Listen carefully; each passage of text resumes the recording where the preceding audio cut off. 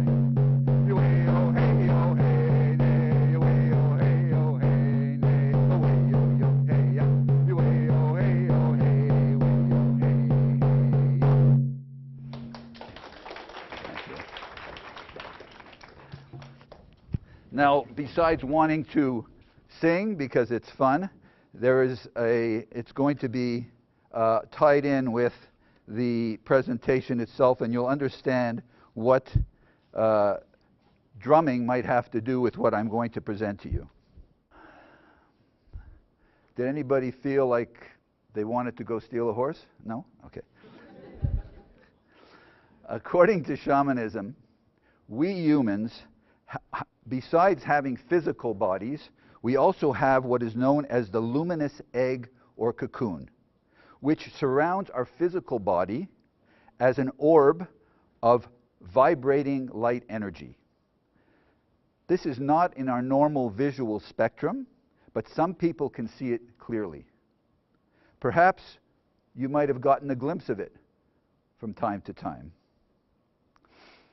This luminous egg contains a variety of energetic elements, including the chakras, which are well known to those who study Eastern philosophy and religion, along with what are called the shields, dancers, and assemblage points. All related teachings regarding this luminous egg are known as the human flowering tree luminous egg or cocoon. Today we will focus on the assemblage points. Each assemblage point is a small bright spot or portal within the human luminosity, meaning this orb, okay? You could think of like a communication hub. Information flows in and out of this, connecting our inner workings with our surroundings and beyond that, the entire universe. So you can imagine thousands of filaments, which each one contains information, converging at this one point, entering the body, and then fanning out within our miniature universe, which is ourselves. There are 3 assemblage points. The moving assemblage point is synonymous with what is called ki or chi in Eastern traditions. When we take our first breath, it leaves our navel and it begins to circulate throughout the meridians of the body in a 24-hour cycle. It establishes the normal ebb and flow of our biorhythms in all 5 aspects of our being: emotional, physical, mental, spiritual, and sexual.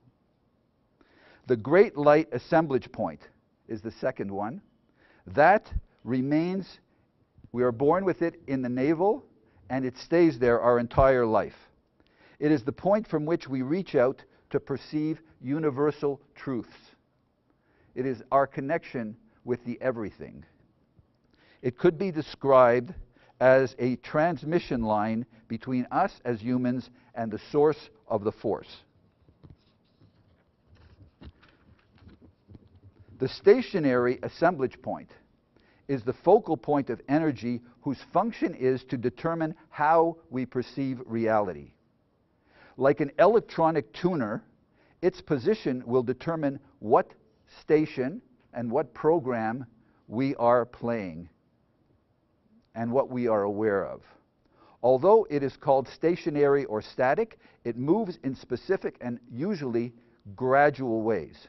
We will look at this movement closely because it is crucial in determining both our everyday reality and our evolution as sacred humans.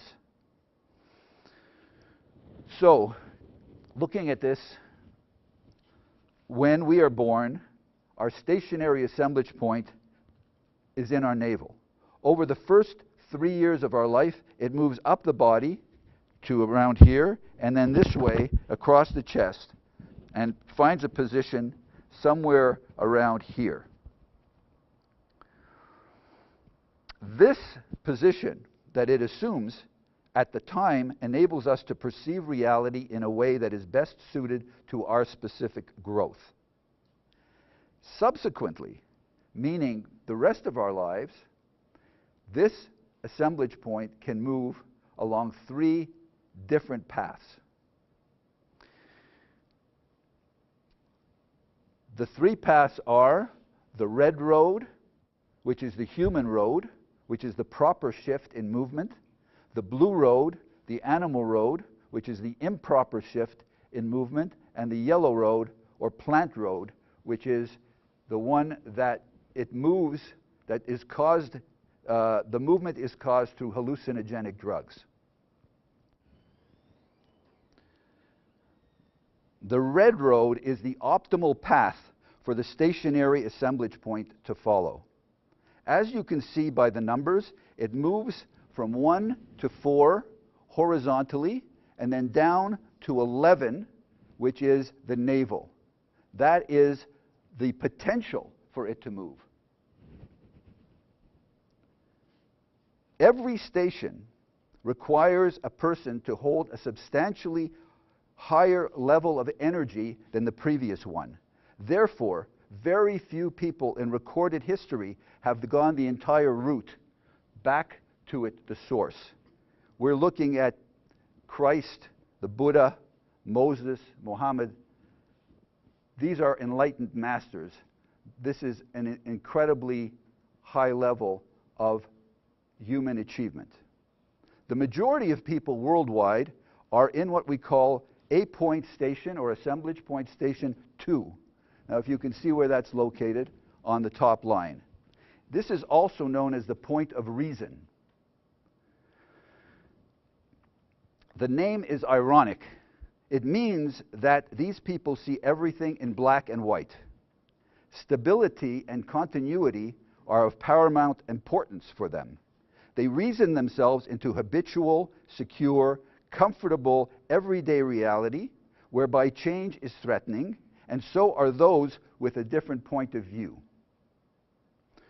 To move past this station, it takes the will to strive for individuality and autonomy without preconceived, quote-unquote, reasonable notions, and therefore find alignment with life in its diversity and spectrum of existence. So in other words, if you want your assemblage point to shift, you have to gain more energy. And I will explain what that requires. Gaining more energy, I'll come back to it actually. The A point station 3, which is moving towards the center, is known as Other Worlds Trust. It provides a heightened awareness of reality, whereby more achievement and transformation is possible. By gaining multiple viewing points, in other words, seeing different perspectives, the individual is able to make informed decisions that differ from those he was perhaps conditioned to earlier in his life. So you start to evolve. Gaining freedom of expression, one is more open to the perspective of others to live and let live. So you could be more considerate towards robots, for example. Just kidding. A point station 4 is known as no concern. The purpose of all discipline is to reach this point. You enter and experience fast thought, which is knowing without knowing how you know. This is the place of workable knowledge where there are no dualities and you can split attention. You have a greater range of experience available to you at this point. And that leads to, presumably, a richer and more fulfilling life. So there is every reason to want to move the assemblage point in this direction. There is also no fear, because you feel surrounded and supported by a power greater than yourself. Number 5. Now we're starting to move down towards the center. That's known as not caring, not doing. Don't mistake it for something that's careless.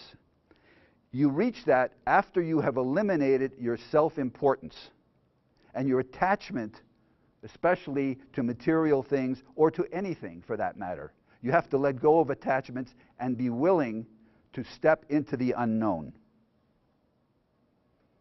You become free to choose your reality, and you then experience unconditional love, which is unbiased and objective clarity, because essentially you see the love that is present in the universe at all times, and you experience it, you feel it. Number 6, known as no pity. This is all about getting rid of self-pity. No pity does not mean that you have no consideration. On the contrary, if you lose your own self-pity, you now can feel true compassion for other human beings. You are now able to transcend guilt, blame, and shame. Some of the most destructive things that we experience as humans. And now you replace that with self-love and self-appreciation. I'll just name the other stations. I won't go into what they represent. Next station is controlled dreaming. That's station number 7. Number 8, no return. Number 9, warrior's freedom. Number 10, silent knowledge. And number 11, fire from within. If you want more information on these, the assemblage point teachings, you can also look at Carlos Castaneda and his many books, I think 13 books. The last 2 books or 2 of his last books are The Power of Silence, which is number 10, and The Fire from Within, which is number 11. The whole book is about that experience. So, I want to now just talk about the other 2 roads. The yellow road is the one that teacher plants or hallucinogenics will take you on. Of course, nobody here would know about that. The assemblage point cuts diagonally across the chest. Those using those drugs, essentially, the assemblage point will move this way, and it will move towards the navel. Because it can go so close, people feel like they all of a sudden have achieved enlightenment. However, you know what happens? It's just induced by the drug, and then it wears off, and they return to their normal state. There's no lasting effect. The blue road is the most undesirable road. That is the road that starts over here and moves downwards to 4 different stations, which are needy, wounded, abandoned, and lost. Most psychiatric problems, such as deep depression, catatonia, schizophrenia, psychopathology, all are along that road. So I won't go into it anymore. There are many interim statements. There are many interim stations in the stationary assemblage points journey. So if you're going from 2 to 3 or 3 to 4, there are points in between. Okay? Each gain in maturity, healthfulness, and individuality moves it in the right direction. These are some of the activities that can really help to move your assemblage point in the good place. Especially, say, for example, you're down, your energy is low, you're feeling not so good. Well, any of these things will help you. Yoga, meditation, ceremony, healing modalities of whatever type, like massage and all of those things, lovemaking, hiking, singing, and drumming. These can all shift your stationary assemblage point and produce feelings of greater wholeness and connection, which have lasting effect. So, if I can make a recommendation, we all have to attend to our physical, financial, and family needs, and these demand much of our energy. But we should also seek out experiences, such as being alone in nature, that reconnect us to our source. Anything which removes us from the daily grind and helps us remember the parts of ourselves and the feelings that we loved as when we were kids is helpful to walking what is called the good red road. Okay, on that note, I'd like to return to our song here. And this time, because drumming is one of the things that can help your assemblage point to move in a positive manner, just observe how you're feeling while we're drumming. And now you all know the song, you have to join in. I can't do it by myself.